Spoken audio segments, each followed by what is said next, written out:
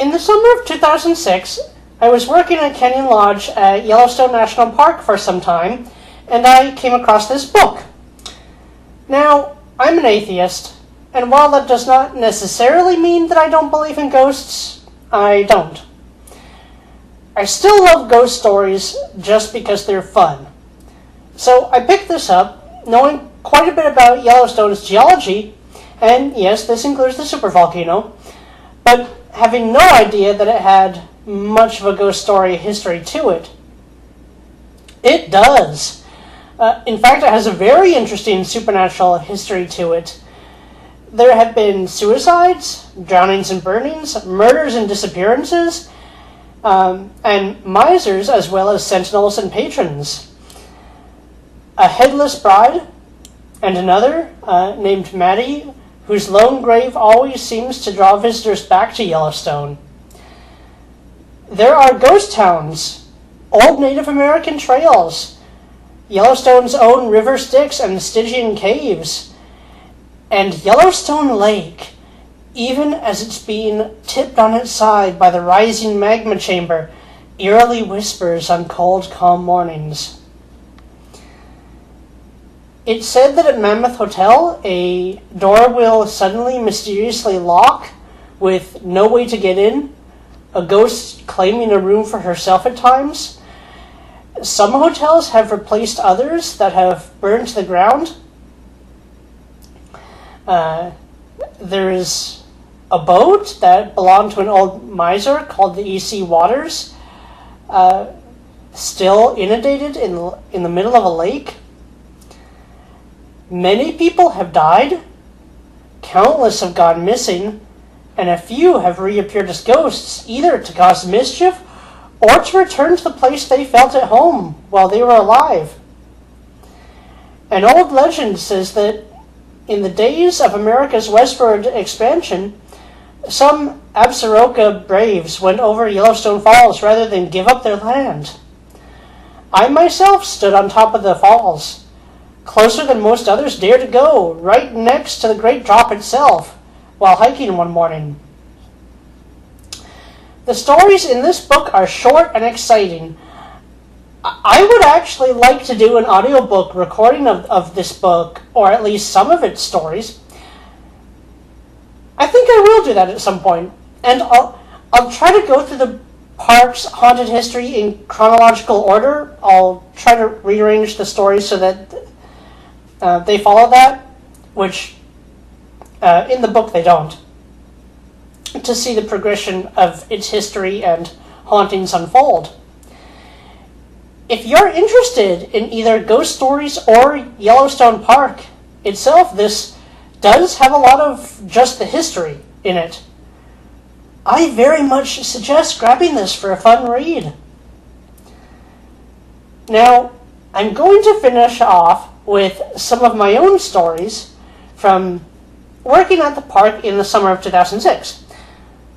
Some of these are my own, others are stories I was told by tour guides, but they all did happen to me, or were directly passed on to me.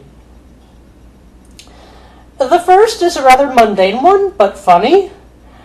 So one tour I was part of, near some of the small lakes, our guide told us a story about this one time an idiot found himself face to face with one of the bison near the edge of the forest.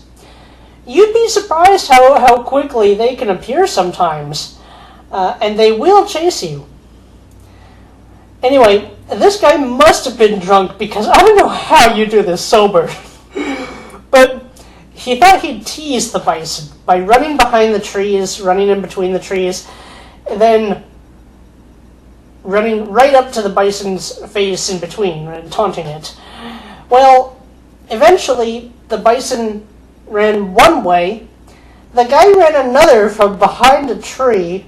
He ran in a different direction, and the bison had figured him out, so it was then able to turn and run after him. Now, cattle, bison, and buffalo, animals known as bovids, really don't score very high in the animal intelligence scale, so if you're outsmarted by one of them, that really calls into question your mental capabilities. So he tried to outrun the bison, and at that short a distance, that's not going to happen. So the bison charged, picked him up by the horns, and flipped him. He lived, I think, but wow, if he hadn't, Darwin Award. Okay, so the next took place on another tour, and it's pretty much, or was pretty much, a warning not to try and go swimming in the volcanic hot springs at Yellowstone. And these waters are heated by magma. Okay, it's not mechanical, as apparently I was told a lot of visitors still think it is. Which I was surprised at that. I didn't think people thought that anymore, if they ever did, but apparently they do. And I don't know who does, but it's all geothermal, it's all magma.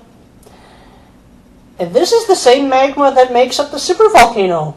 So the water in these pools with steam rising from the surface is hundreds of degrees. And a lot of people have fallen through the weak soil above. And that's why they have those boardwalks, because you can fall right through the soil. Or some have even dove headfirst into the pools, either to try and rescue their pets, or even their children who went in first. And some just think they can go swimming in that. Very few of them ever survive, even after they're rescued, if they can be rescued. And there are too many sad stories for me to go through. I would not be surprised if those hot springs are haunted by a lot of burned ghosts, still screaming in shock.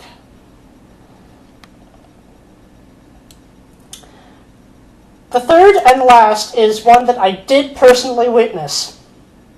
And this is a favorite story of mine. Okay, one night, when I was bussing tables in Canyon Lodge in the evening, I don't think it was dark yet, but it was getting there. A thunderstorm came, and the sky then darkened very quickly. For a little while, all we heard was the thunder and lightning in the distance. And surprisingly, there wasn't that much rain coming down. Some, but not much. The thunder slowly grew closer, and closer, until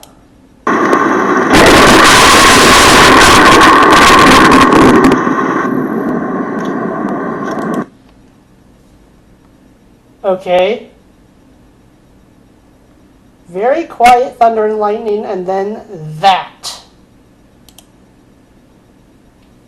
A bolt of lightning struck merely tens of feet away from the restaurant.